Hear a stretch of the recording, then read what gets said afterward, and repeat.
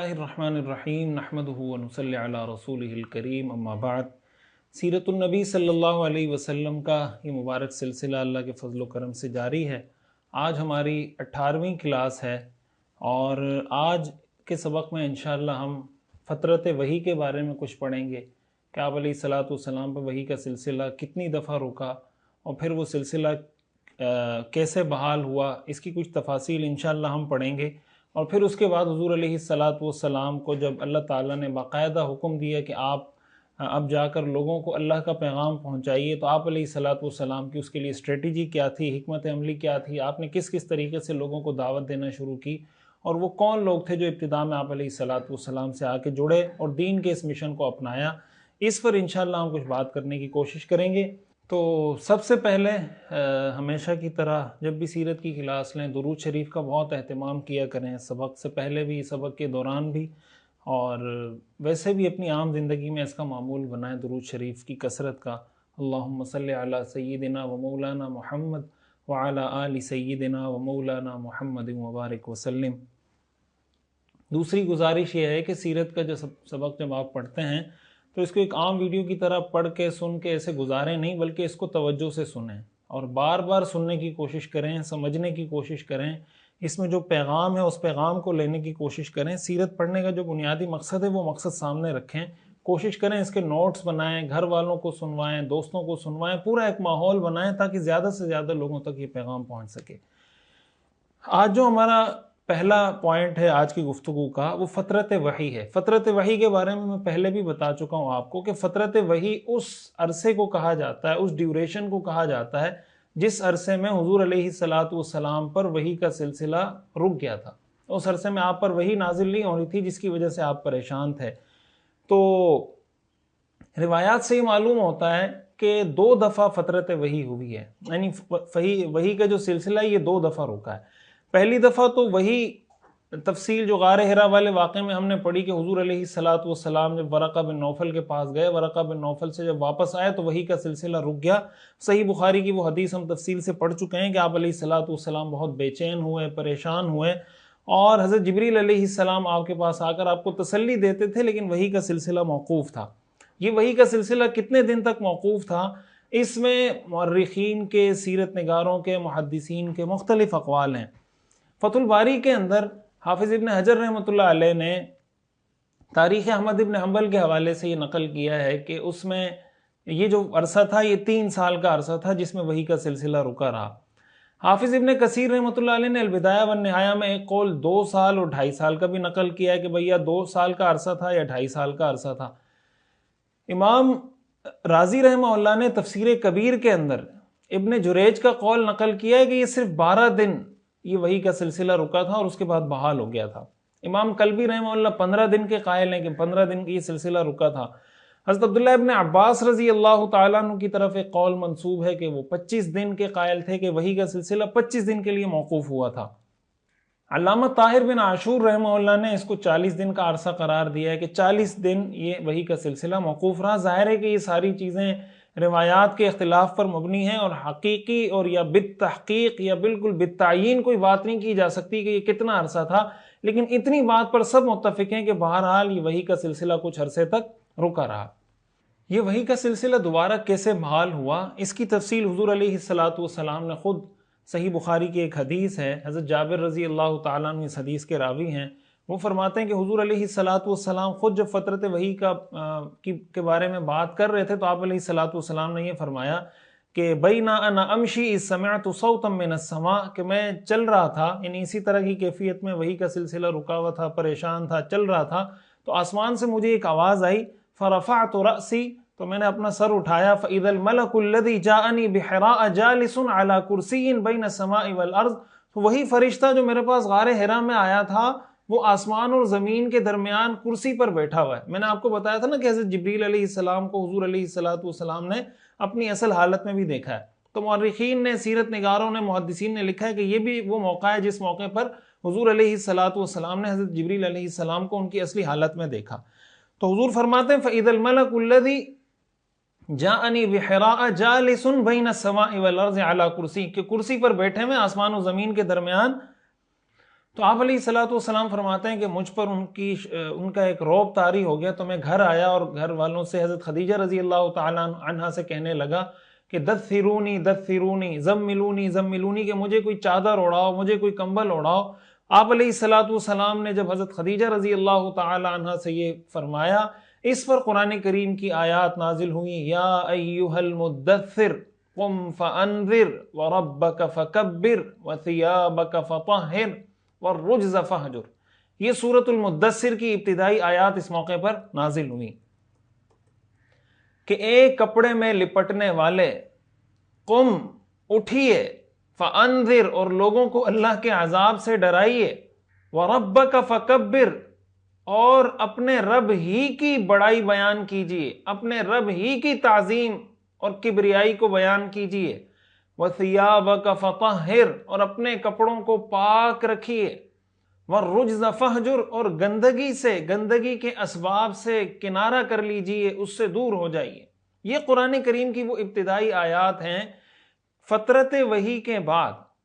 یہی وجہ ہے کہ محدثین نے یہ بات لکھی ہے کہ سورہ علق کی جو ابتدائی آیات تھیں، اقرأ بسم ربک الذی خلق، ان 5 ابتدائی آیات کے بعد جو دوسری وحی نازل ہوئی ہے وہ سورۃ المدثر کی ابتدائی آیات ہیں۔ اس میں حضور علیہ الصلوۃ والسلام کے ساتھ اللہ تعالیٰ کا جو محبت کا، پیار کا ایک انداز ہے کہ حضور علیہ الصلوۃ والسلام اپنے گھر والوں سے کہہ رہے ہیں دثرونی دثرونی، مجھے چادر اڑاؤ، مجھے کپڑا اڑاؤ۔ اللہ تعالیٰ نے اس کو قرآن کی آیت بنا کر نازل کر دیا، یا ایھا المدثر، ایک کپڑا اوڑھنے والے، ایک کپڑے میں لپٹنے والے۔ یہ اللہ تعالیٰ کی محبت ہے اپنے محبوب، اپنے حبیب، ہمارے آقا و مولا حضرت محمد صلی اللہ علیہ وسلم سے۔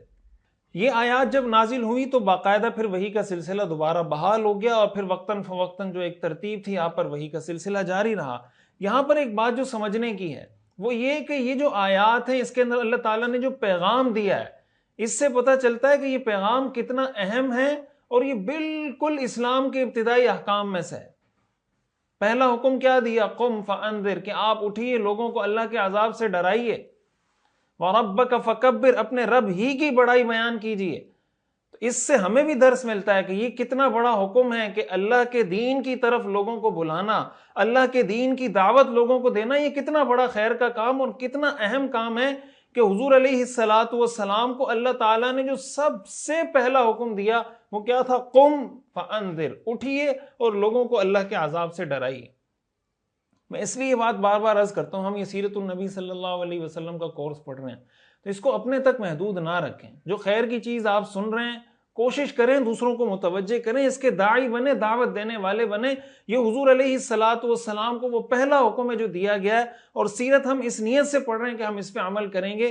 تو آپ یہ سیرت سنتے وقت یہ نیت کر لیجئے کہ انشاءاللہ میں نے دین کا داعی، جو میرے پاس دین کا پیغام آئے گا، میں کوشش کروں گا کہ اس کو آگے پہنچا سکوں۔ اور اس کا سب سے آسان طریقہ یہ ہے کہ اس طرح کے جو کورسز مستند جگہوں سے ہو رہے ہیں، آپ لوگوں کو اس کی طرف متوجہ کریں کہ بھائی یہ سنیں، انشاءاللہ اس کا بہت فائدہ ہوگا۔ دوسرے نمبر پر اللہ نے فرمایا وَرَبَّكَ فَكَبِّرْ، بڑائی بیان کرنی ہے تو صرف اللہ کی بڑائی بیان کیجیے۔ اس سے ہمیں عقیدہ توحید کی اہمیت پتہ چلتی ہے۔ ہم جب اذان پڑھتے ہیں تو اللہ اکبر پڑھتے ہیں، ہم جب نماز پڑھتے ہیں تو اللہ اکبر پڑھتے ہیں۔ نماز میں ہر رکن میں، رکوع میں جا رہے ہیں تو اللہ اکبر، سجدے میں جا رہے ہیں تو اللہ اکبر، سجدے سے اٹھ رہے ہیں تو اللہ اکبر، بار بار ہمیں یہ پڑھایا جا رہا ہے کبر، تکبیر کہو، اللہ اکبر کہو۔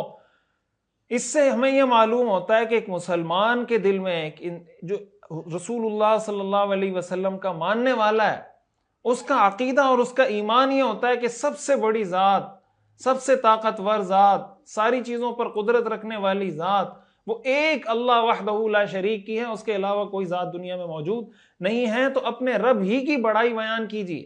ہمیں بھی یہ کوشش کرنی چاہیے کہ ہم اپنی گفتگو کے اندر، ہماری دنیاوی گفتگو ہی کیوں نہ ہو، لیکن کوشش کرنی چاہیے کہ اللہ کا نام، اللہ کا ذکر اس میں کرتے رہنا چاہیے ہمیں۔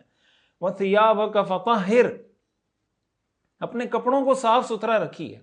اس سے آپ اندازہ لگائیں کہ صفائی ستھرائی اسلام میں کتنی اہمیت رکھتی۔ کپڑوں کا صاف رکھنا انسان کے جسم کا، ثیابک کا ترجمہ بعض مفسرین نے اس کی وضاحت اس سے بھی کی کہ اپنے جسم کو پاک رکھیے، بعض نے کہا اپنے نفس کو پاک رکھیے۔ تو ثیابک فطہر جتنے ترجمے بھی آپ کر لیں، سب میں جو مفہوم ہے وہ پاکیزگی کا ہے کہ اپنے لباس کو، اپنے جسم کو، اپنے نفس کو، اپنے دل کو پاکیزہ رکھیے، پاک رکھیے۔ اس سے ہمیں معلوم ہوتا ہے کہ اسلام میں صفائی ستھرائی کی کتنی اہمیت ہے۔ ہمارے یہاں آپ کو ایسے لوگ بھی مل جائیں گے جو میلے کچیلے رہتے ہیں، کوئی پاس بیٹھے گا تو بدبو کی وجہ سے کوئی پاس بیٹھ نہیں سکتا۔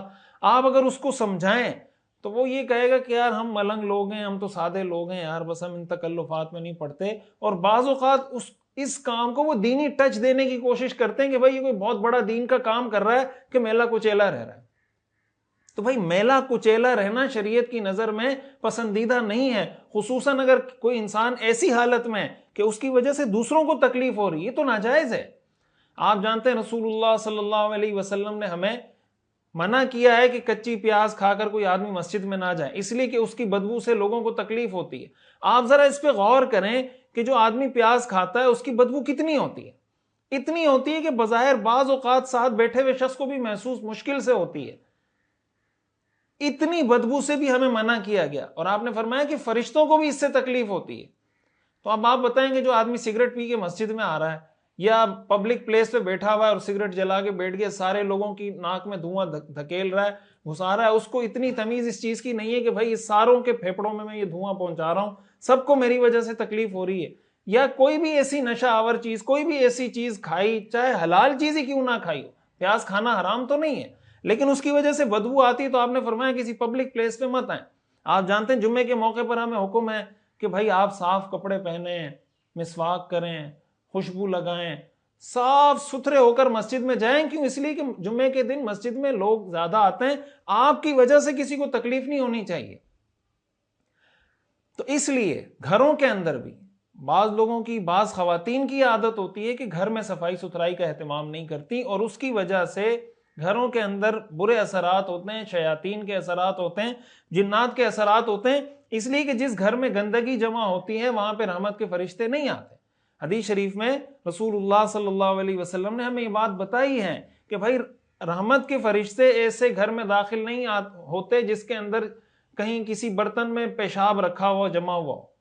تو اگر مثال کے طور پر پیمپر رکھا ہوا ہے اور پیمپر ایک ایک دن، دو دن رکھا ہوا ہے، اس کو گرانے کا کوئی انتظام نہیں کیا جا رہا، جب بچے نے پیمپر پہنا ہوا ہے تو صبح سے اگر وہ پیمپر گندا ہو گیا، رات تک بچے نے پہنا ہوا ہے، یہ جو طرز عمل ہے یہ شریعت کا طرز عمل نہیں ہے۔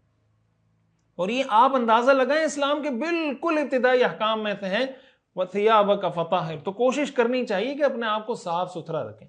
دیکھیں نئے نئے لباس پہننا، نئے نئے کپڑے پہننا یہ ضروری نہیں ہے، صاف رہنا ضروری ہے، صاف رہنا ضروری ہے، نئے نئے لباس پہننا ضروری نہیں۔ آگے اللہ نے فرمایا وَالرُّجْزَ فَاهْجُرْ، کہ گندگی کے کاموں سے اپنے آپ کو بچاؤ۔ وہ گندگی کیا ہے؟ علماء نے لکھا ہے کہ بھئی بتوں کی عبادت سے اپنے آپ کو بچاؤ، غیر اللہ کے سامنے سجدہ کرنے سے اپنے آپ کو بچاؤ۔ ہمارے ہاں کتنے لوگ ہیں جو اللہ کے علاوہ دوسروں کے سامنے جھکتے ہیں، کوئی قبر پہ جا کے جھکتا ہے، کوئی کسی پیر کے سامنے جا کے سجدہ کرتا ہے، کسی مزار پہ جا کے سجدہ کرتا ہے۔ تو آپ مجھے بتائیں وہ شخص جو اپنے آپ کو غیر مسلم کہتا ہے اور جا کے بت کے سامنے سجدہ کرتا ہے، اس شخص میں، اور جو جا کے مزار پہ سجدہ کرتا ہے، کسی قبر پہ سجدہ کرتا ہے، کسی پیر بزرگ، کسی شیخ کے سامنے سجدہ کرتا ہے، اللہ تعالیٰ نے اس سے منع کیا۔ اللہ نے فرمایا وَالرُّجْزَ فَاهْجُرْ، اس گندگی کے کاموں سے دور رہیے، اپنے آپ کو دور رکھیے۔ تو اس لیے یہ بھی ایک مسلمان کی بالکل ابتدائی تعلیم ہے کہ وہ اللہ کے علاوہ کسی کے سامنے سر نہیں جھکاتا۔ اور آگے اللہ نے فرمایا وَلَا تَمْنُن تَسْتَكْثِرْ، کہ کسی پر احسان اس نیت سے نہ کرو کہ بھائی مجھے زیادہ لوٹائے گا۔ احسان کر رہے ہیں اس نیت سے کہ میں 10 روپے دے رہا ہوں، یہ بعد میں مجھ پہ بڑا احسان کرے گا، اس نیت سے کسی پر احسان مت کیجیے۔ بہرحال یہ وہ آیات تھیں جو حضور علیہ الصلاۃ والسلام پر نازل ہوئی، اور پھر وحی کا سلسلہ دوبارہ بحال ہو گیا۔ اب حضور علیہ الصلاۃ والسلام نے اس پر کیسے عمل کیا؟ حضور علیہ الصلاۃ والسلام نے اس پر عمل کا حق ادا کیا یا نہیں کیا؟ قم فانذر، آپ علیہ الصلاۃ والسلام جب تبلیغ کے لیے کھڑے ہوئے، دین کی دعوت دینے کے لیے کھڑے ہوئے، تو پھر ایسے اس کام میں لگے، ایسے لگے کہ اللہ کو روکنا پڑا۔ لَعَلَّكَ بَاخِعٌ نَفْسَكَ عَلَىٰ آثَارِهِمْ إِن لَّمْ يُؤْمِنُوا بِهَٰذَا الْحَدِيثِ أَسَفًا، کہ اے پیغمبر آپ ان امتیوں کے پیچھے، اپنی اس قوم اور اپنی اس امت کے پیچھے آپ اپنی جان کو خطرے میں ڈال رہے ہیں کہ یہ مسلمان کیوں نہیں ہوتے۔ اللہ تعالیٰ فرما رہے ہیں کہ بھئی اپنے آپ کو اتنا پریشان مت کیجئے۔ اللہ تعالیٰ حضور علیہ الصلاۃ والسلام کو سمجھا رہے ہیں، یہ حضور علیہ الصلاۃ والسلام کا عمل ہے اللہ کے حکم پر، کہ جب اللہ نے کہہ دیا قم تو پھر حضور جو کھڑے ہوئے ہیں تو پھر بیٹھے نہیں۔ رسول اللہ صلی اللہ علیہ وسلم وصال کے وقت بھی جب آپ دنیا سے تشریف لے جا رہے تھے اس وقت بھی امت کو نصیحت فرما رہے تھے، اس وقت بھی امت کی نمازوں کے بارے میں پوچھ رہے تھے، اس وقت بھی امت کی فکر کر رہے تھے۔ خطبہ حجۃ الوداع کے موقع پر رسول اللہ صلی اللہ علیہ وسلم نے جب خطبہ دیا، آپ نے صحابہ سے پوچھا کہ قیامت کے دن تم سے میرے بارے میں سوال کیا جائے گا، انکم تسألون عنی یوم القیامہ فماذا انتم قائلون، تم کیا کہو گے میرے بارے میں؟ صحابہ نے کہا بلغت الرسالہ وادیت الامانہ ونصحت الامہ، ہم گواہی دیتے ہیں کہ آپ نے اللہ کا پیغام ہمیں پہنچا دیا، ہم گواہی دیتے ہیں کہ آپ نے اللہ کی دی ہوئی امانت ہم تک پہنچا دی، ہم گواہی دیتے ہیں اس بات کی کہ آپ نے امت کی خیرخواہی کا حق ادا کر دیا۔ رسول اللہ صلی اللہ علیہ وسلم نے اپنی شہادت والی انگلی آسمان کی طرف اٹھائی اور آسمان کی طرف اٹھاتے اور پھر صحابہ کی طرف اشارہ کرتے اور فرماتے اللہم اشہد، یا اللہ آپ گواہ ہو جائیے، اللہم اشہد، یا اللہ آپ گواہ ہو جائیے، اللہم اشہد، یا اللہ آپ گواہ ہو جائیے۔ یعنی حضور علیہ السلام فرما رہے ہیں کہ بھئی یہ گواہی تم نے قیامت کے دن بھی دینی ہے۔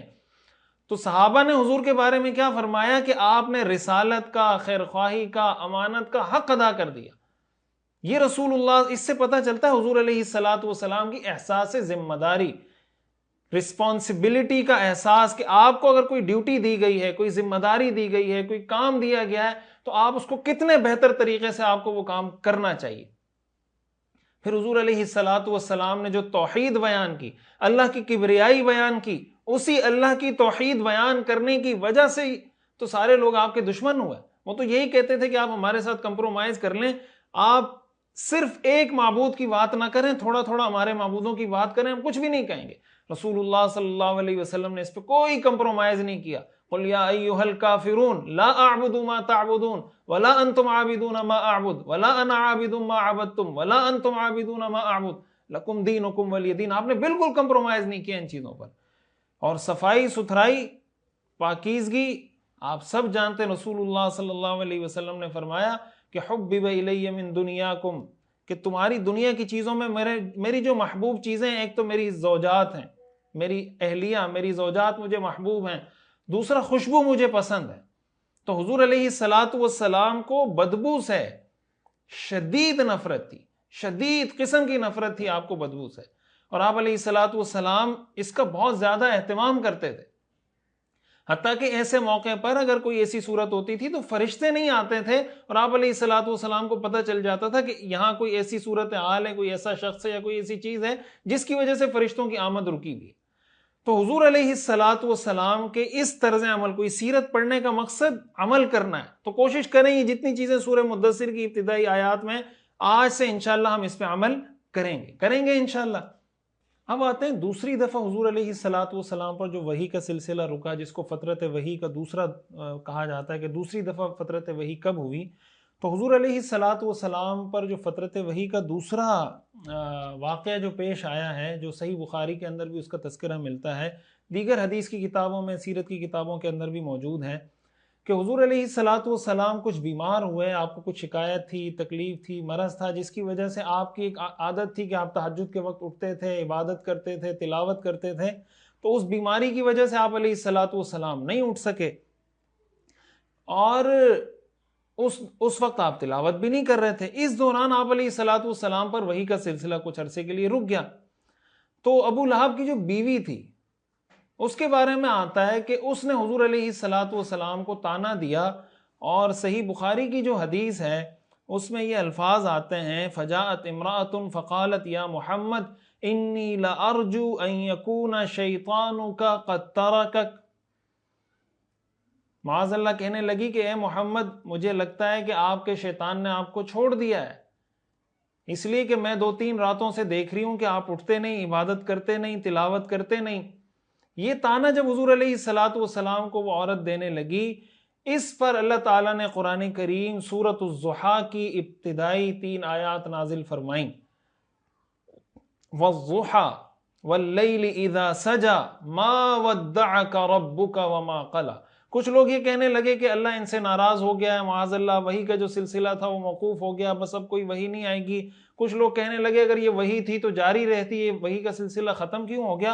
حضور علیہ الصلوۃ والسلام یہ ساری باتیں سن سن کے پریشان ہو رہے تھے کہ بھائی لوگ کہہ رہے ہیں کہ اللہ نے ان کو چھوڑ دیا یا اللہ ان سے ناراض ہو گیا، معاذ اللہ۔ اس پر قرآن کریم کی یہ آیات نازل ہوئی کہ اے پیغمبر، قسم ہے چڑھتے دن کی روشنی کی، والضحیٰ، قسم ہے چڑھتے دن کی روشنی کی، واللیل اذا سجا، اور قسم ہے رات کی جب وہ سکون سے ہو جائے، جب وہ ٹھنڈی ہو جائے، جب وہ بیٹھ جائے۔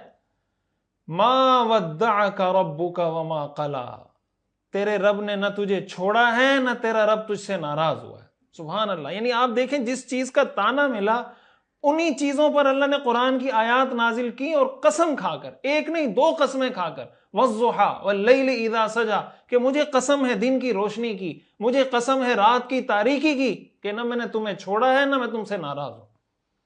آپ بتائیں اپنے پیغمبر اور اپنے حبیب کا اس سے بہتر دفاع کیا ہو سکتا ہے؟ اور جب اللہ تعالیٰ اپنے پیغمبر کا اس طریقے سے دفاع کر رہے ہیں تو ایک مسلمان کو، ایک امتی کو اپنے پیغمبر کا دفاع کس طریقے سے کرنا چاہیے صلی اللہ علیہ وسلم۔ اس لیے یہ سیرت پڑھنا ہمارے لیے اہم ہے، جب پڑھیں گے نہیں تو دفاع کہاں سے کریں گے؟ اب یہ عرصہ کتنا تھا جس میں یہ وحی کا سلسلہ رکا رہا؟ تو صحیح بخاری کی حدیث سے معلوم ہوتا ہے بظاہر کہ یہ 2-3 دن کا عرصہ تھا۔ بعض روایات میں حضرت عبداللہ ابن عباس رضی اللہ تعالیٰ عنہ کا قول 15 دن کا بھی نقل کیا ہے۔ کچھ حضرات کا اس میں قول ہے کہ 40 دن سے زیادہ کسی کا قول نہیں ہے۔ اتنی بات ہے کہ جو پہلی دفعہ فترت وحی ہوئی تھی اس سے بہرحال اس کا دورانیہ کم تھا، یعنی بظاہر کوئی 3-4 دن کا عرصہ تھا یہ فترت وحی ہوئی، اور اس کے بعد سورۃ الضحیٰ کی ابتدائی آیات نازل ہوئی اور وحی کا سلسلہ دوبارہ بحال ہو گیا۔ ہمیں ایک اور فترت وحی کا بھی ذکر ملتا ہے، اس کو فترت وحی عام طور سے سیرت کی کتابوں میں نہیں کہا جاتا، لیکن چونکہ وہ اسی سے متعلق ہے اور سیرت کا واقعہ ہے تو میں نے سوچا اس کو یہاں ذکر کر دیتا ہوں کہ کچھ دیر کے لیے آپ علیہ الصلوۃ والسلام پر وحی نہیں آئی، اور وہ ایسا وقت تھا جو آپ علیہ الصلوۃ والسلام سے وعدہ کیا تھا حضرت جبریل نے کہ میں آپ کے پاس اس وقت وحی لے کر آؤں گا، آپ انتظار میں تھے، وحی نہیں آئی، آپ علیہ الصلوۃ والسلام پریشان ہو گئے۔ تو بعد میں جب حضرت جبریل علیہ السلام آئے پھر بتایا کہ میں اس وجہ سے نہیں آیا تھا۔ یہ واقعہ بھی حضور علیہ الصلوۃ والسلام کے ساتھ پیش آیا۔ حضور علیہ الصلوۃ والسلام نے ایک دفعہ وحی میں تاخیر ہوئی، حضرت عائشہ رضی اللہ تعالیٰ عنہ فرماتی ہیں کہ حضور علیہ الصلوۃ والسلام نے فرمایا کہ مجھ سے جبریل نے یہ وعدہ کیا تھا کہ میں کسی خاص وقت میں آپ کے پاس آؤں گا، اب وہ وقت آ گیا لیکن جبریل نہیں آئے۔ تو آپ علیہ الصلوۃ والسلام کے ہاتھ میں ایک عصا تھا، آپ نے وہ عصا اپنے ہاتھ سے نیچے پھینکا اور فرمایا ما یخلف اللہ وعدہ ولا رسلہ، کہ نہ اللہ اپنے وعدے کی خلاف ورزی کر سکتا ہے نہ اللہ کے فرشتے اپنے وعدے کی خلاف ورزی کر سکتے ہیں۔ یہ کیوں ہوا آخر کہ انہوں نے کہا تھا میں آؤں گا اور نہیں آئے؟ اچانک آپ کی نظر پڑی چارپائی کی طرف، تو چارپائی کے نیچے پلہ تھا، کتے کا بچہ چارپائی کے نیچے گھسا ہوا تھا۔ آپ علیہ الصلوۃ والسلام نے جیسے دیکھا آپ نے فرمایا عائشہ یہ کہاں سے گھسا، یہ پلہ کہاں سے آیا گھر میں؟ حضرت عائشہ رضی اللہ تعالی عنہ نے فرمایا واللہ ما دریت، اللہ کی قسم مجھے پتہ ہی نہیں چلا کہ کب آیا، کہاں سے آیا۔ آپ علیہ الصلوۃ والسلام نے حکم دیا، فرمایا کہ فوراً اس کو گھر سے نکالو۔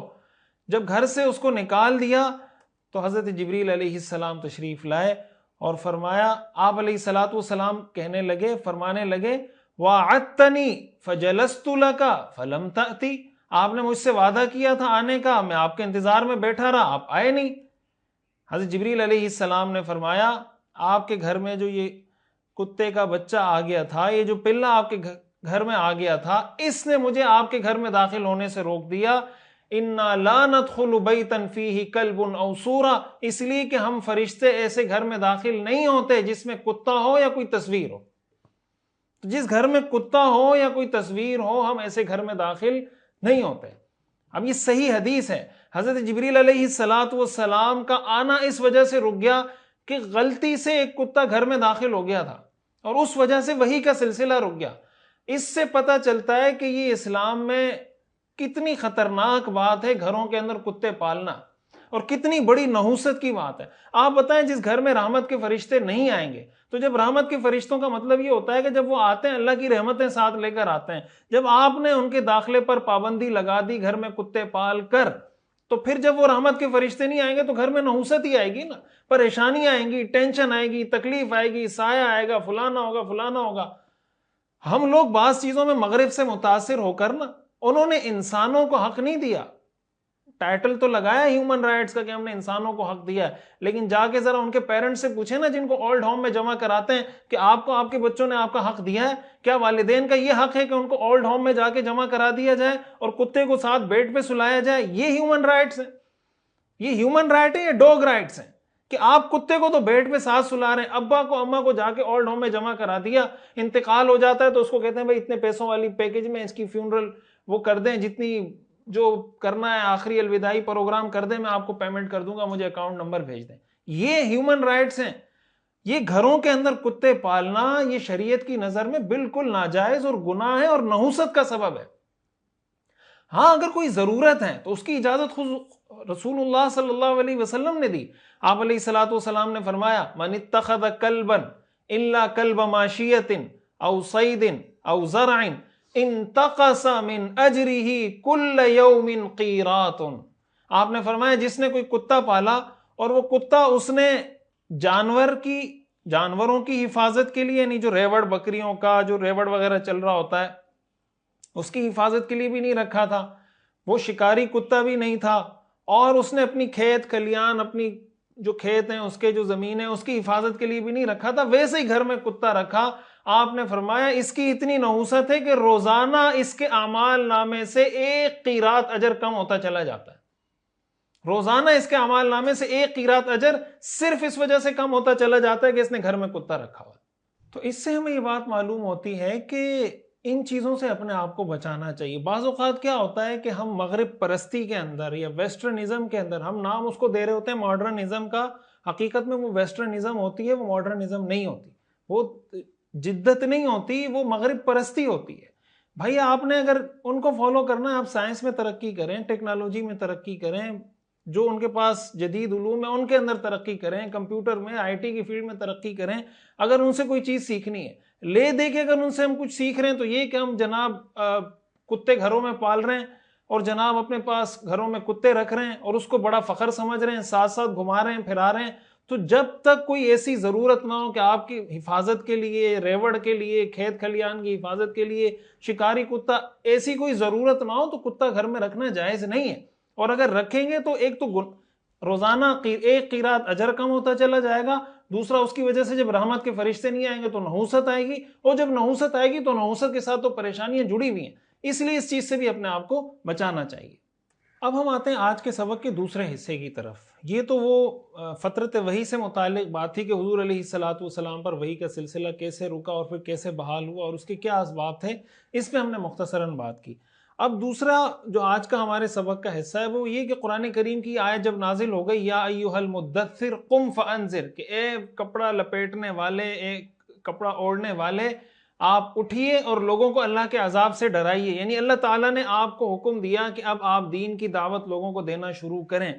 رسول اللہ صلی اللہ علیہ وسلم میں اور باقی پیغمبروں میں یہ فرق تھا کہ باقی پیغمبر، باقی رسول، باقی نبی کسی خاص قوم کی طرف بھیجے جاتے تھے۔ رسول اللہ صلی اللہ علیہ وسلم ساری انسانیت اور جنات اور سارے عالمین کے رسول اور نبی ہیں۔ رسول اللہ صلی اللہ علیہ وسلم کو جو مشن دیا گیا وہ بہت بڑا تھا، بہت بڑی سطح کا مشن تھا۔ اب حضور علیہ الصلوۃ والسلام نے ظاہر اس کے لیے اسٹریٹجی اپنانی تھی، کوئی حکمت عملی اپنانی تھی، اس لیے کہ اس وقت جب وحی نازل ہوئی، آپ اقرأ بسم ربک الذی خلق جب نازل ہوئی، آپ اکیلے تنہا تھے۔ یہ 1 سے 2، 2 سے 3، 3 سے 4، 4 سے 5 اور پھر یہ 1.5 2 ارب، یہ کیسے ہوئے؟ اس کے لیے حضور علیہ الصلوۃ والسلام نے کیا اسٹریٹجی اپنائی؟ یہ سیرت کا بہت اہم درس ہے، اور میں کوشش کروں گا آگے اگلے سبق میں یا اس سے اگلے سبق میں change management in the light of سیرہ، اس پر میں انشاءاللہ پورا سبق آپ کو پڑھاؤں گا کہ حضور علیہ الصلوۃ والسلام اس سوسائٹی کے اندر چینج کیسے لے کر آئے، آپ کی اسٹریٹجی کیا تھی، آپ نے لوگوں کو اسیس کیسے کیا، آپ نے ٹارگٹ آڈینس کا پتہ کیسے لگایا، آپ جو سٹیک ہولڈر تھے ان کے ساتھ آپ کا رویہ کیسا تھا، پورا ایک اسٹریٹجی آپ کی کیا تھی۔ تو آپ کی بات سمجھ میں آئے گی، جو ہماری نظر میں بعض اوقات ہم سوچ رہے ہوتے ہیں نا کہ دین کا کام کرنا ہے یار کسی بھی طرح کر لو، بس دین کا کام ہے تو ہو جائے گا۔ ہمارے ہاں کوئی کسی نے بزنس کرنا ہو نا تو اس کے لیے ساری چیزیں پوچھے گا، اس کی مارکیٹنگ کیسے کروں، پروڈکٹ کی جناب پیکنگ کیسی ہونی چاہیے، اس کی ریپنگ کیسی ہونی چاہیے، اس کو کس شیلف میں رکھنا چاہیے، اور جناب اس کو کس کس چینل پہ مجھے ایڈورٹائز کرنا چاہیے، وغیرہ وغیرہ. دنیا جہان کے لوگوں سے جا کے بات کرے گا بھائی یہ میری پروڈکٹ ہے، آپ اس کے ڈسٹریبیوٹر بنیں، آپ یہ کریں وہ کریں فلاں کریں. دین کا کام آتے کہتے ہیں اس کو سادہ طریقے سے کریں. بس ٹھیک ہے، پہلنے والی بات کرتے ہیں کہ یار دین کا کام ہے، اس کے لیے آپ کو کیا ضرورت ہے. اگر آپ کسی کو کہیں نا کہ یار میں نے 2 کیمروں سے ریکارڈنگ کرنی ہے تاکہ کوالٹی اچھی ہو، یا وائس کوالٹی کے لیے مجھے کوئی چیز چاہیے، تو وہ آگے سے کہیں گے یار مفتی صاحب آپ نے بیان ہی کرنا ہے نا، کوئی سیرت کا کورس ہی ریکارڈ کروانا ہے تو کروا لیں کسی بھی طرح. تو آپ دیکھیں کہ آج ناچ گانے والے اور جناب ڈانس پارٹی کرنے والے اور جو وہ لوگ ہیں وہ کیا چیزیں استعمال کر رہے ہیں، اور علماء کو آپ کیا چیزیں استعمال کرنے کا مشورہ دے رہے ہیں. اور اپنی پروڈکٹ کو اگر آپ مارکیٹ کرنے کی کوشش کریں گے تو کیا کریں گے، اور دین کو جب آپ مارکیٹ کر رہے ہیں تو کس طریقے سے مارکیٹ کر رہے ہیں. یہ ہمارے لیے ایک سوالیہ نشان ہے. تو جو اسٹریٹجی رسول اللہ صلی اللہ علیہ وسلم نے اپنائی کہ بھائی اب اس کی مارکیٹنگ اسٹریٹجی کیا ہوگی، اب اس کو میں نے دعوت کیسے دینی ہے، لوگوں کو پیغام کیسے کنوے کرنا ہے. تو حضور علیہ الصلوۃ والسلام ظاہر صاحب وحی تھے، آپ کا یہ عمل تو خالص دین کا کام ہے، تو یہ وحی کے بغیر، الہام کے بغیر نہیں ہو سکتا. آپ علیہ الصلوۃ والسلام نے اس کو مراحل میں تقسیم کیا. علامہ ابن القیم رحمہ اللہ نے زاد المعاد کے اندر یہ بات لکھی ہے کہ آپ کے جو دعوتی مراحل تھے وہ یہ تھے کہ سب سے پہلے آپ نے یہ کیا کہ جو آپ کے قریبی لوگ تھے، جو آپ کے رشتہ دار، ایسے قریبی رشتہ دار تھے جن پر آپ کو اعتماد تھا، آپ کے قریبی دوست تھے جن پر آپ کو اعتماد تھا، آپ نے صرف انڈیویجول بیس پر الگ الگ جا کر ان کو بتایا کہ بھائی اللہ کی توحید کا اقرار کرو، میری رسالت کا اقرار کرو. انڈیویجول بیس پر آپ نے جا کے، جس کو آپ یہ کہہ سکتے ہیں کہ گشت کرنا، الگ الگ جا کے لوگوں سے ملنا، اس سے آپ نے آغاز کیا دین کی دعوت کا. اس کے بعد آپ آگے بڑھے تو آپ نے اپنی قوم کو، اپنے قبیلے کو، قرآن کریم کی جب آیت نازل ہوئی نا وَأَنذِرْ عَشِيرَتَكَ الْأَقْرَبِينَ، کہ اپنے قریبی رشتہ داروں کو بھی اللہ کے عذاب سے ڈرائیے، تو آپ نے اپنے قبیلے کے لوگوں کو ڈرانا شروع کیا، اللہ کے عذاب سے، اللہ کی توحید سکھائی. پھر اس کے بعد آپ نے سب عربوں کو دین کی دعوت دی. پھر اس کے بعد ساری انسانیت اور سارے جنات اور سارے عالم کو آپ نے دین کی دعوت دی. تو یہ آپ کی اسٹریٹجی تھی. اور پھر اگر آپ اس کو دوسرے پیراڈائم سے دیکھیں کہ آپ علیہ الصلوۃ والسلام کی جو دعوتی اسٹریٹجی تھی وہ ایسا نہیں کہ آج اگر آپ کو حکم دیا گیا کہ آپ لوگوں کو دین کی طرف بلائیں تو پہلے دن سے ہی آپ نے علل اعلان لوگوں کو بلانا شروع کر دیا. ایسا ہرگز نہیں تھا. آپ نے اپنی اسٹریٹجی کو 4 مراحل میں تقسیم کیا. سیرت کی کتابوں میں لکھا ہے بنیادی طور پر وہ 2 سٹیپس ہیں، 2 فیزز ہیں جس میں آپ نے اس کو تقسیم کیا ہے. پہلا فیز تھا خفیہ دعوت، خاموش دعوت. خاموش دعوت کا مطلب یہ انڈیویجول بیس پہ ایک سے ملے، دوسرے سے ملے، تیسرے سے ملے، اس کو بتایا، ایک دین کی دعوت دی، کوئی مسلمان ہو گیا، کسی نے انکار کر دیا، یہ ایک طریقہ تھا. اس کے بعد جب قرآن کریم کی آیات نازل ہوئی فَاصْدَعْ بِمَا تُؤْمَرْ وَأَعْرِضْ عَنِ الْمُشْرِكِينَ، کہ بھائی جس چیز کا آپ کو حکم دیا جاتا ہے کھل کے بیان کر دیں. حضور علیہ الصلوۃ والسلام نے پھر کھل کے بیان کرنا شروع کیا.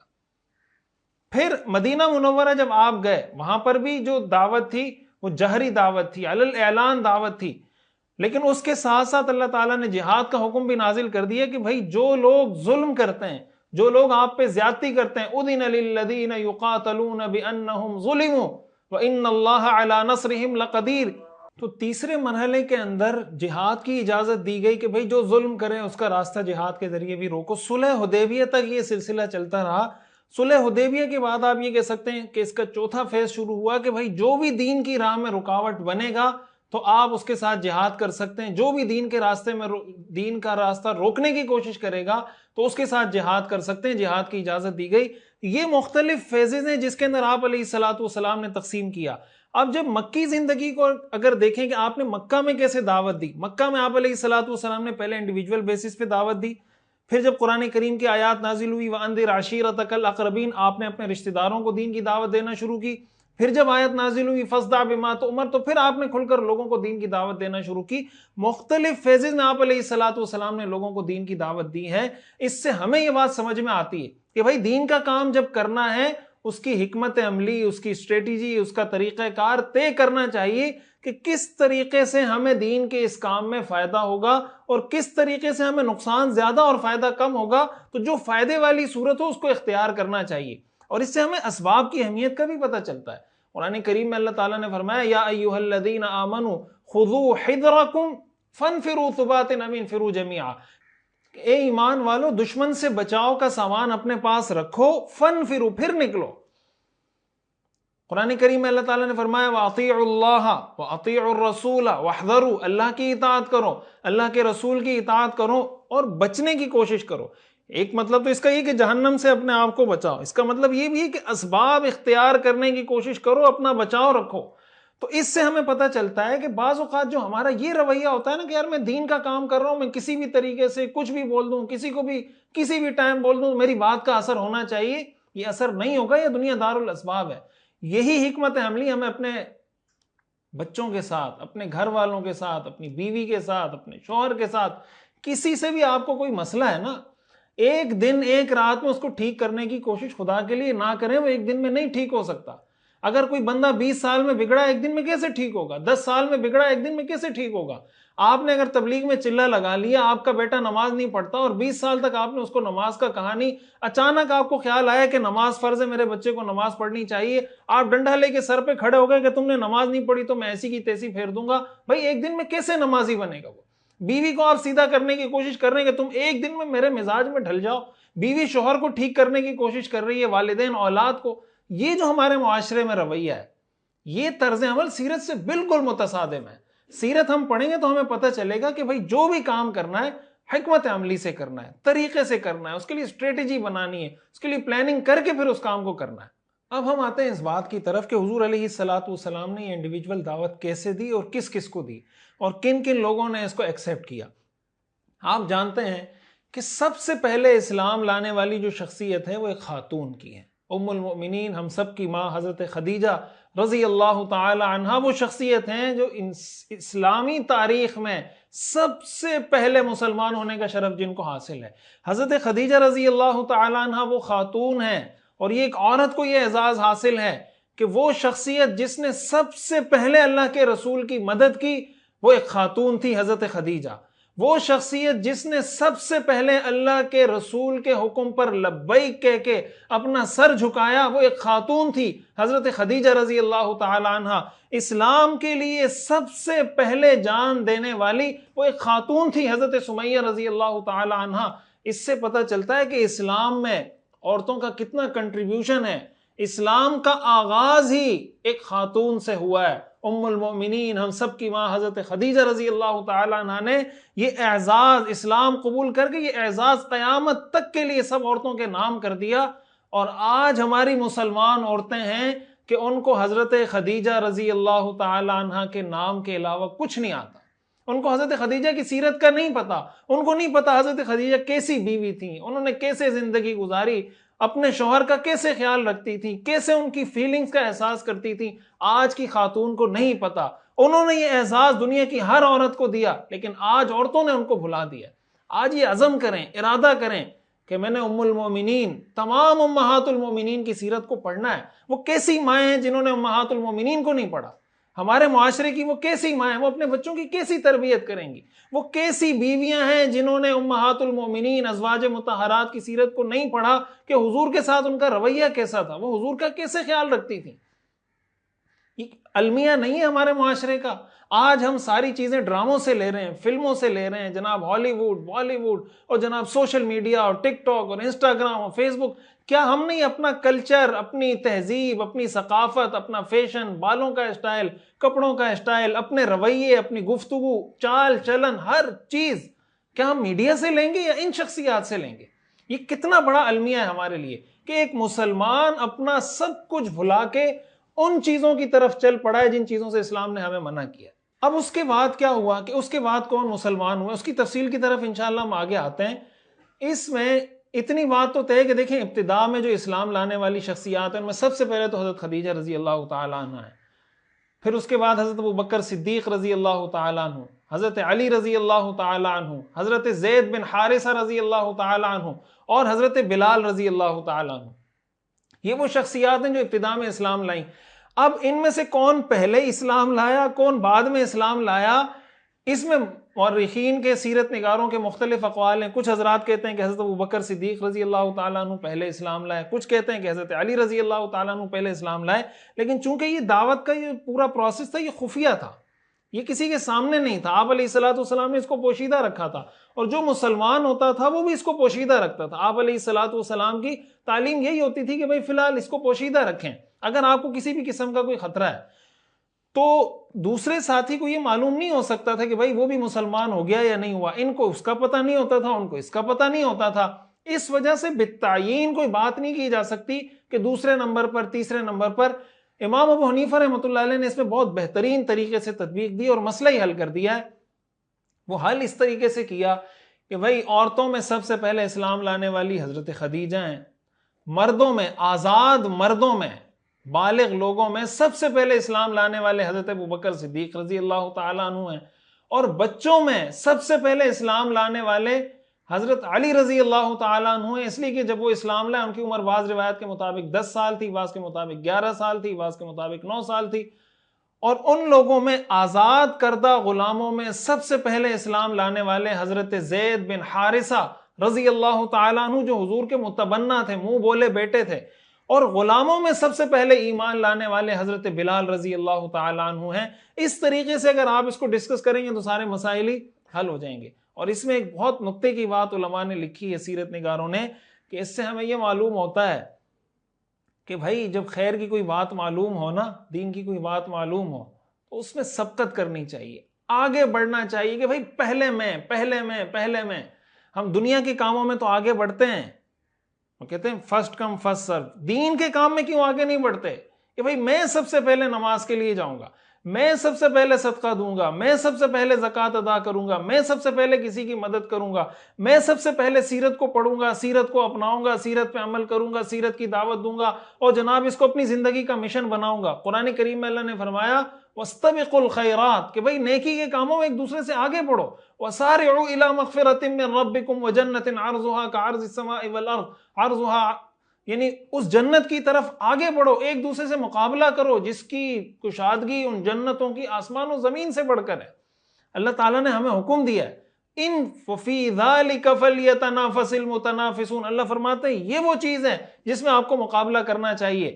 صحابہ کرام کے بارے میں آتا ہے, وہ صحابہ جو بعد میں مسلمان ہوئے فتح مکہ کے موقع پر, یا بعد میں مسلمان ہوئے, وہ بعض اوقات یہ افسوس کیا کرتے تھے کہ کاش میں چوتھا مسلمان ہوتا, کاش میں پانچواں مسلمان ہوتا, کاش میں چھٹا مسلمان ہوتا.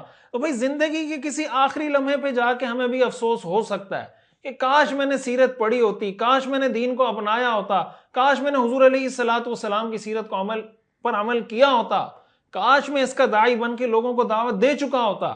تو اگر اس وقت افسوس ہو تو آپ بتائیں کہ جو سبقت کر چکا ہے, جو اس میں آگے بڑھ چکا ہے, وہ کتنے مراتب, کتنی نیکیاں آپ نے نام کر چکا ہوگا جس کا وہ دوسرا آدمی سوچ بھی نہیں سکتا.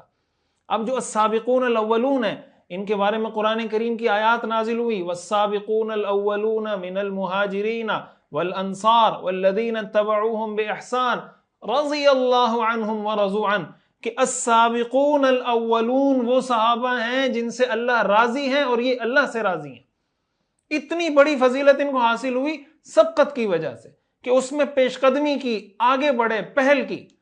السابقون الاولون من المہاجرین والانصار, چاہے مہاجرین میں سے تھے چاہے انصار میں سے.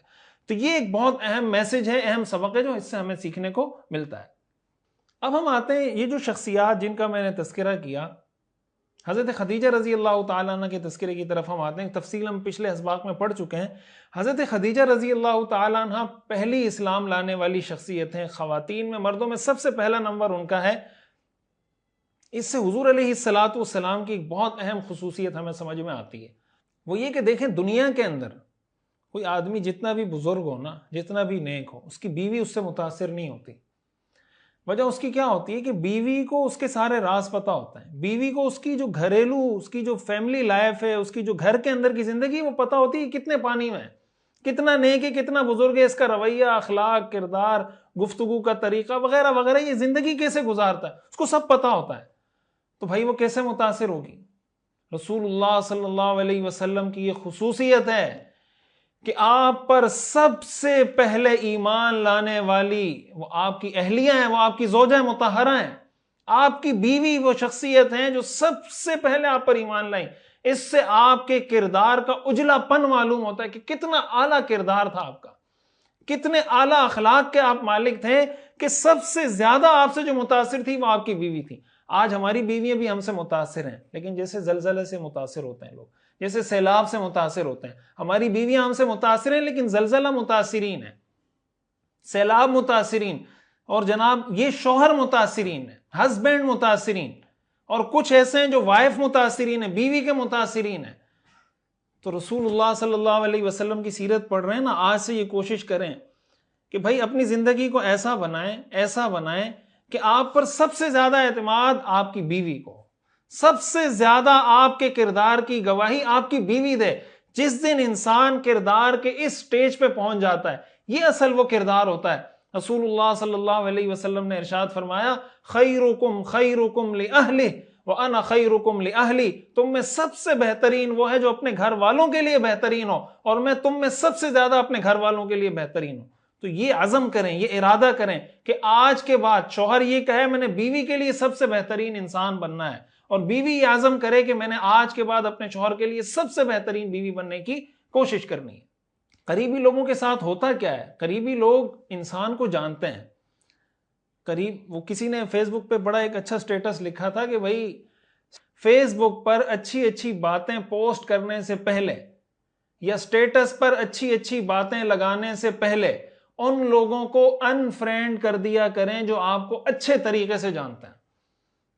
رنگ ٹون پہ تو آپ نے لگایا ہوا ہے کرم مانگتا ہوں عطا مانگتا ہوں، مولانا طارق جمیل صاحب کا بیان لگایا ہوا ہے. دوسری طرف آپ بندے کے پیسے دبا کے بیٹھے ہوئے ہوتے ہوئے اس کے پیسے دے نہیں رہے، ٹال مٹول کر رہے ہیں، فراڈ کر رہے ہیں، 2 نمبری کر رہے ہیں. تو رنگ ٹون پہ تو جناب کرم مانگتا ہوں عطا مانگتا ہوں، اور حرکتیں دیکھیں تو شاید شیطان شرما جائے کہ بھئی یہ کیا حرکتیں کر رہا ہے. یہ جو اصل چیز ہے نا کہ انسان کا کردار، انسان کی جو پرائیویٹ زندگی ہے، حدیث میں آتا ہے نا رسول اللہ صلی اللہ علیہ وسلم نے ارشاد فرمایا کہ قیامت کے دن کچھ لوگ آئیں گے، یأتون بحسنات امثال جبال تہامۃ بیضا فیجعلها اللہ ھباء منثورا، کہ تہامہ کے پہاڑوں کے برابر سفید پہاڑ ہیں تہامہ کے، میں کوشش کروں گا اس کی تصویر لگاؤں، تہامہ کے پہاڑوں کے برابر نیکیاں لے کر آئیں گے، اللہ ان کو اڑتی ہوئی گرد بنا دے گا.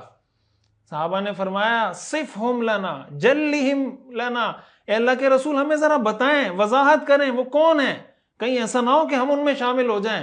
آپ نے فرمایا اما انہم منکم ومن جلدتکم، خبردار یہ بات کان کھول کر سن لو، وہ تم ہی میں سے ہیں، تم جیسے انسان ہیں. وَيَأْخُذُونَ مِنَ اللَّيْلِ كَمَا تَأْخُذُونَ، وہ بھی راتوں کو ایسے ہی تہجد پڑھتے ہیں جیسے تم پڑھتے ہو. وَلَكِنَّهُمْ قَوْمٌ إِذَا خَلَوْا بِمَحَارِمِ اللَّهِ انْتَهَكُوهَا، لیکن وہ ایسے لوگ ہیں کہ جب تنہائی میں جاتے ہیں تو اللہ کی حرام کی ہوئی چیزوں کا ارتکاب کرتے ہیں. تنہائی کے اندر گناہ، اپنی پرائیویٹ زندگی کے اندر گناہ، پرائیویٹ زندگی کا شریعت کے مطابق نہ ہونا، یہ اتنا بڑا گناہ ہے کہ انسان کی ساری نیکیوں کو ختم کر دے گا. آج سے یہ عزم کریں کہ اپنی پرائیویٹ، اپنی نجی، اپنی جو خفیہ زندگی اس کو دین کے مطابق بنائیں. آپ موبائل پہ کیا سرچ کر رہے ہیں آپ کے ابو کو نہیں پتا، اللہ کو تو پتا ہے. آپ موبائل پہ کیا سرچ کر رہے ہیں آپ کے شوہر کو نہیں پتا، آپ کس کے ساتھ ڈسکشن کر رہی ہیں، کس کے ساتھ بات چیت چل رہی ہے، کس کے ساتھ چیٹنگ ہو رہی ہے، آپ کے اللہ کو تو پتا ہے. بیٹا اپنے والد سے چھپا سکتا ہے، بیٹی اپنی ماں سے چھپا سکتی ہے، اللہ سے تو نہیں چھپا سکتی. تو جو اپنی جو براؤزنگ ہسٹری ہے وہ ایسی کلیئر رکھیں کہ اللہ کو دکھا سکیں.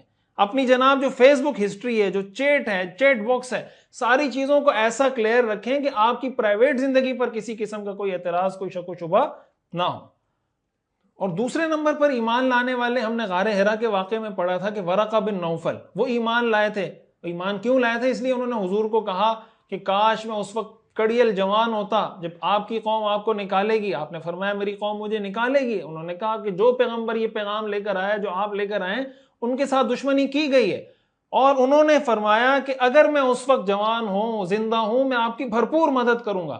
اس کا مطلب انہوں نے رسول اللہ صلی اللہ علیہ وسلم کی رسالت کا اقرار کیا. توحید کے تو وہ پہلے سے قائل تھے. یہی وجہ ہے کہ بعض مورخین نے یہ بات لکھی ہے کہ دوسرے نمبر پر اسلام لانے والے ورقہ بن نوفل ہیں. حدیث میں آتا ہے، مستدرک حاکم کی حدیث ہے، رسول اللہ صلی اللہ علیہ وسلم کا ارشاد ہے لا تسبوا ورقہ فانی رأیت له جنتا او جنتین، کہ ورقہ کو برا بلا مت کہا کرو اس لیے کہ میں نے اس کے لیے ایک جنت یا 2 جنتیں دیکھی ہیں. ہاں اس بارے میں مورخین، سیرت نگاروں، محدثین اور علماء کا اختلاف ہے کہ وہ صحابی ہیں یا نہیں. وہ اختلاف اس وجہ سے ہے کہ ورقہ بن نوفل اس زمانے میں مسلمان ہوئے تھے اور ان کا انتقال ہو گیا تھا جو فترت وحی کا دور تھا. دیکھیں اقرأ بسم ربک الذی خلق جب نازل ہوا نا، اس وقت اللہ نے اپنے پیغمبر کو یہ حکم نہیں دیا تھا کہ آپ لوگوں کو دین کی دعوت دیں. اس وقت صرف وحی نازل ہوئی تھی. وہی پہنچانے کا، دعوت کا حکم سورہ مدثر کی آیات میں دیا گیا، اور ورقہ بن نوفل کا انتقال ان آیات سے پہلے فترت وحی کے دور میں ہو چکا تھا. یہی وجہ ہے جو میں نے آپ کو پچھلے سبق میں بتایا تھا کہ بعض لوگ نبی اور رسول میں یہ فرق کرتے ہیں کہ نبی وہ ہوتا ہے جس پہ وحی تو نازل ہوتی ہے لیکن اس کو یہ حکم نہیں ہوتا کہ آپ لوگوں کو دین کی دعوت دیں. تو ان مورخین نے، سیرت نگاروں نے لکھا ہے کہ جب اقرأ بسم ربک الذی خلق نازل ہوئی تو آپ کو نبی بنایا گیا، اور جب قم فانذر کی آیات نازل ہوئی تو آپ کو رسول بنا دیا گیا. تو اس وقت ورقہ بن نوفل کا انتقال ہوا جب آپ علیہ الصلوۃ والسلام کا فترت وحی کا دور چل رہا تھا. اس وجہ سے اختلاف ہوا ہے. چنانچہ حافظ ابن کثیر رحمۃ اللہ علیہ نے البدایہ والنہایہ کے اندر، علامہ ذہبی نے سیر اعلام النبلاء کے اندر، اور حافظ ابن حجر رحمۃ اللہ علیہ نے الاصابہ کے اندر، ان تمام حضرات نے یہ موقف اختیار کیا کہ ورقہ بن نوفل ایمان تو لائے تھے لیکن ان کو صحابہ کرام کی کیٹیگری میں ذکر اس لیے نہیں کیا جاتا کہ وہ فترت وحی کے دور میں انتقال کر چکے تھے.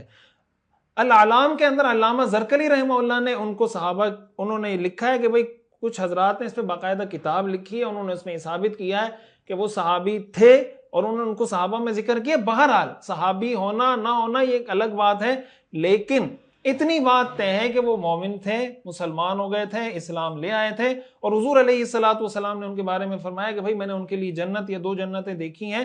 اس لیے دوسرے نمبر پر ایمان لانے والوں میں ان کا تذکرہ کیا جاتا ہے. لیکن چونکہ میں نے تفصیل بتائی صحابہ کی کیٹیگری میں ان کا تذکرہ نہیں ہوتا، اس لیے پھر براہ راست دیگر صحابہ کا تذکرہ شروع ہو جاتا ہے. حضرت ابوبکر صدیق اور حضرت علی رضی اللہ تعالیٰ عنہم، ان کا ذکر شروع ہو جاتا ہے. مزید اس کے اندر ظاہر ہے کہ تفصیل ہے کہ ابتدا میں کون کون لوگ مسلمان ہوئے اور آپ کی جو یہ خفیہ دعوت کا جو طریقہ تھا اس کی کیا حکمت عملی تھی، کیا کیا ہمیں سیکھنے کو ملتا ہے. تو آج کا سبق میرے خیال سے ہم یہیں پر مکمل کرتے ہیں، اور اگلے سبق میں مزید اس کی تفصیل کی طرف بڑھیں گے کہ حضرت ابوبکر صدیق رضی اللہ تعالیٰ عنہ کیسے اسلام لائے، حضرت علی رضی اللہ تعالیٰ عنہ کیسے اسلام لائے. ایک سوال میں چھوڑ کے جا رہا ہوں، اس سوال کا جواب میں کوشش کروں گا اگلے سبق میں دینے کی، کہ بعض لوگ یہ کہہ رہے ہوتے ہیں نا کہ بھائی بس وہ خفیہ دعوت دینے کا جو طریقہ تھا نا وہ زمانے میں تھا، وہ مکی زندگی تھی، بس ختم ہو گئی. اب مکہ مدینہ کی زندگی میں آ کے آپ نے خفیہ دعوت تھوڑی دی، تو کب تک مکی زندگی پر عمل کرتے رہو گے؟ مدنی زندگی پہ کب عمل کرو گے؟ اعلانیہ دعوت دو. اب جہاں بھی دین کا کام کرنا ہے، چاہے آپ امریکہ میں، انگلینڈ میں، برازیل، کہیں پر بھی ہیں، کھل کے ساری بات کرو. کوئی حکمت نہیں ہوتی، یہ حکمتوں نے سارا کام خراب کیا ہے. اس حوالے سے میں جو سوال چھوڑ کے جا رہا ہوں وہ یہ کہ حضرت معاذ بن جبل رضی اللہ تعالیٰ عنہ کو حضور علیہ الصلوۃ والسلام نے جب یمن بھیجا تھا تعلیم دینے کے لیے، تو آپ ذرا اس پہ سرچ کیجئے گا، مجھے کمنٹ میں بتائیے گا کہ وہ کس سن میں بھیجا تھا، ہجرت کے کتنے عرصے بعد بھیجا تھا، اور حضور علیہ الصلوۃ والسلام نے حضرت معاذ کو کیا تعلیمات دی تھی. انشاءاللہ اس پر ہم اگلے سبق میں بات کریں گے. جب تک آپ کو موقع ملے تو آپ اس کا مطالعہ کیجئے، مجھے بھی بتائیے. اللہ تعالی ہم سب کو سمجھنے کی اور عمل کرنے کی توفیق عطا فرمائے. وآخر دعوانا ان الحمد للہ رب العالمین.